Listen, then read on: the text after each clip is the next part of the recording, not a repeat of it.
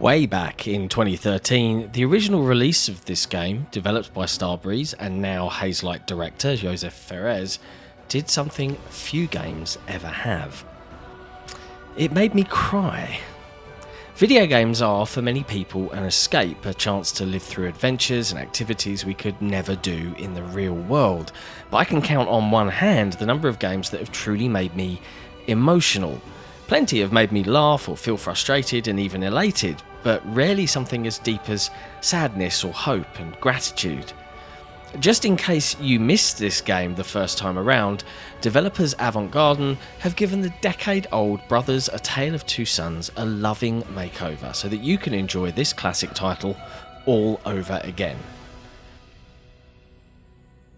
Now, I'm not going to spoil the game for those that haven't played it, so fret not, but allow me to set the scene. Brothers is a primarily single-player narrative fairy tale-esque adventure where you take control of two brothers that set out on a quest to save their father. What was unique was that the player controls both brothers at the same time, effectively splitting the pad in half, with one brother on the right stick and right trigger for interactions and the other brother on the left. This updated release brings with it the cooperative mode from the Switch port, but honestly, playing this in co-op, in my opinion, misses the point of the game's design entirely. Yes, you'll spend roughly 4 to 5 hours literally grappling with the controls as your brain tries to override years of muscle memory, but without that element of the journey, the emotional narrative would ultimately fail to have the impact it deserves. So if you're reading this and you've never played the game, do me a favour, experience it on your own first.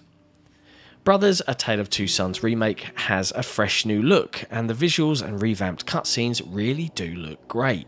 The soundtrack is noticeably improved, this time re-recorded with a live orchestra.